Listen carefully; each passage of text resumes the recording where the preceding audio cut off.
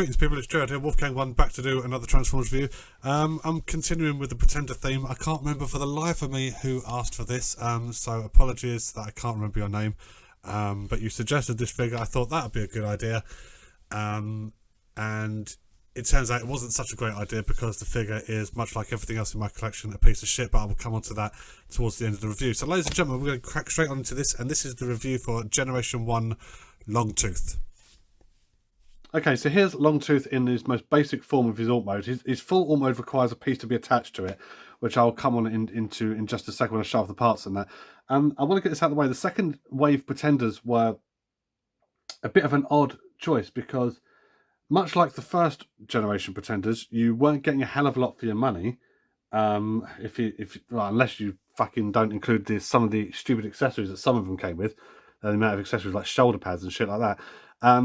But the first generation Pretenders didn't have an alt mode, whereas the second generation Pretenders do have an alt mode, normally requiring a piece to be attached to it in order it to work. But then they're scaled down to the size of mini-bots, and it's just like, well, what? I don't know what the fuck you thought you were doing with this. Anyway, let's show some of Longtooth's stuff, okay? So he comes with a weapon for his Pretender shell. I won't bother showing the two halves of the Pretender shell until the full transformation process. He comes with this little red thing, which is the back end of his alt mode, and also a backpack for the shell. Nothing else to say about it. No discernible real details. A bit of molded detail in there, but nothing pops out because it's all block red. And he comes with a tiny, tiny, tiny little weapon for the inner robot. Okay, now this section here is on a double clip hinge thing, and it has a tendency to pop off either here or back here. Okay, so I'm going to try and be quite careful with that. Let's give Longtooth his full alt mode just by plugging that red bit on there, and then he is, I guess, not fitting together. Fuck you. Try that again. Bring the arms up. There we are. Something's not working there, but you know what? I'm beyond the point of really giving a fuck with this thing, quite frankly, because this is now like the fourth time I've tried doing this and it's just not working. Because you can tell it says Wolfgang 1 review, ladies and gentlemen. Right, so you know that's Longtooth in his piece of shit alt mode. I don't know what it's supposed to be. Based off the what's supposed to be the windshield just here and this strange little thing here, is it supposed to be an amphibious 4x4? That could work, I guess. An amphibious 4x4. That's focus, you fucker. Yeah, sure, I'm on board with the amphibious 4x4, considering Longtooth's shell is like a, I don't know, a walrus or whatever. But just, and I will never not stop pointing this out. Right, here's the alt mode. For comparison, here's G1 Windcharger. Can you see where I'm going with this, ladies and gentlemen? The backpack makes it only look slightly bigger, but in actual fact, in the reality of it is, it's fucking not. Look at that. That is bullshit, right? Sorry, I've as much as I love the Pretenders, I honestly do think that some of the decisions that Hasbro were allowed to get away with regards to these figures were fucking questionable and shocking, right? So this review isn't going to last that long because the second generation Pretenders, there's not really anything to say about them, and they weren't in any cartoon. Longtooth had a bit of a story arc in the G1 Marvel comic where he had a bit of a Captain Ahab episode with a whale during the Matrix quest, I think it is. But apart from that, that's the only thing I remember him doing. And the thing with the second generation Pretenders is you never saw them out of their shells. I think maybe Bludgeon once and maybe, I don't know, someone else once. I don't ever recall seeing Longtooth out of his shell or anything like that, or the Autobot ones, whatever they were called. It's just you think to yourself, well, you know, oh wow, vintage Pretenders, blah blah blah. But no, it's bollocks. It's fucking shite. I'm struggling to find anything to be excited about in this. Now, the only reason I've got this is because obviously I didn't have the second wave Autobot or Decepticon Pretenders when I was little. So the opportunity to get hold of these things as an adult collector for a moment, you have the exciting thing for a child, but it disappears very, very quickly when you realise exactly what you're looking at, what it would have been compared to, i.e., mini-bots, G1 mini-bots, and then you think to yourself, that's bullshit. But you know what? It is what it is. It's a 35-year-old piece of bullshit. Whatever. Let's take it to the transformation, ladies and gentlemen, because this is, promise you, this is going to be thrilling. Take off this red section just here. This section just here, put it up, and then fold it back down like that. Okay, it can go wherever you want it to. Really, it could go fucking back here if you were that way inclined, up there, whatever. I tend to put it just like that. Fold out these two sections just here, like this, and then stop me if you think you know where this is going, right?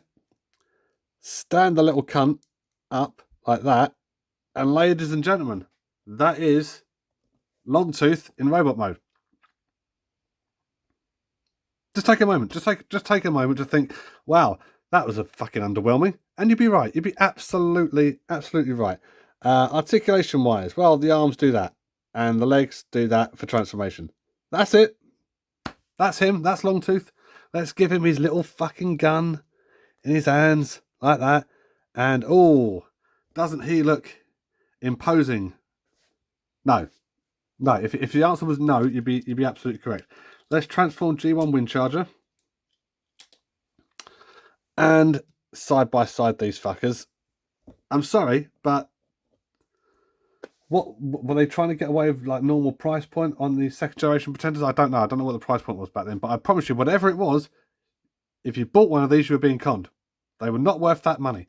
And on the secondary market, considering what they're worth now, they are definitely not worth that money. G1 fucking bludgeon. If I ever get around to doing G1 bludgeons review again, and I was scathing the last time I fucking did it, right, then I promise you, I will not be any kinder to bludgeon, because bludgeon was a fucking con. This is a bit of a con. But do you know what? Let's take it to its final conclusion, ladies and gentlemen. Let's get rid of wind charger.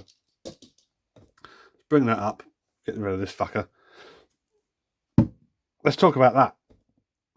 This part here, right, is probably the most interesting part of the figure, right? Why? Because look at that. This is probably where all the money went. All the paint that they've chucked on this, right? And like sort of like they've gone over the lines just there, whatever. They didn't care. The design of this thing is evidence that they didn't care, right? This is probably, with the exception of the Autobot Pretender Beasts, maybe, this is probably the most interesting Autobot Pretender shell that was ever made. You'd think it was a Decepticon, what with the skull on the crutch and everything like that. You'd think this would be a Decepticon. No, this is an Autobot. And it's just a shame, really, that with the second generation Pretenders, at least the Autobot ones, they didn't go more down this route, actually, like sort of, because they did it with the Decepticon first generation, and some of their Pretender shells are fucking out of this world. The Autobot's a bit generic. This one is the only one for me in the Autobots that really, really stands out, because look at it. It's fucking, it's a monocled walrus in a suit. I mean, I've just said that out loud. A monocled walrus in a suit. That's fucking ridiculous. But there he is. So we're gonna take this to its end conclusion, right? So we're gonna split the Pretender shell open. We're gonna fucking put Longtooth, the real Longtooth. We're gonna fold him up like that, and then we're gonna put his hood up like this, and then he will sit in this alcove section just here, like that. Well, at least he would under normal circumstances, because this Pretender shell is slightly damaged, and if you see just here, just there, you'll see there's a clip broken that's supposed to hold Longtooth in this little gap just here, and there is said clip. So actually, technically, I've still got them 100% complete. I normally tend to keep the clip down there so I don't lose it. I will glue it on at some point. And this is what I love. This is one thing I will give the second generation Pretenders for. They have internal weapon storage for the small robot, and his gun sits just in the leg there. Okay, very, very nicely packed away. So Longtooth is going to go in his shell like that. Longtooth is then going to get closed up, clip the shell together, and that's mostly it. Then all you've got to do is give it the accessories. So we'll give it his little gun just there. And then this thing here, you'd think that this would like sort of clip in. This doesn't. This thing is held on entirely by friction and will alone. Okay. And that, ladies and gentlemen, is Generation 1 Longtooth. I kind of wish that I could be a little bit more sort of, check this out. Isn't this absolutely incredible? But the fact of the answer is, ladies and gentlemen, no, it's not incredible. It's bollocks. Right. And I am a G1 collector. Everybody knows this. Predominantly, I am a G1 collector. I'll buy some new shit every now and then. I've done some reviews on new shit every now and then. But let's face it, predominantly, I'm a G1 collector. Which sadly means that I can't take as much pride in my collection as a lot of other reviewers would do, or a lot of other collectors, because the majority of what I've got in my collection is shit. Right? That's the fact of the matter. I am a G1 collector, and most of my collection is shit because it's G1. Especially as it starts getting into the later stages of G1, where we start getting offending articles like this little fuckwit here, right? The fact of the matter is, my collection, people will look at it and go, oh, your collection's awesome. What they really mean to say is, from a vintage point of view, your collection is very impressive, right?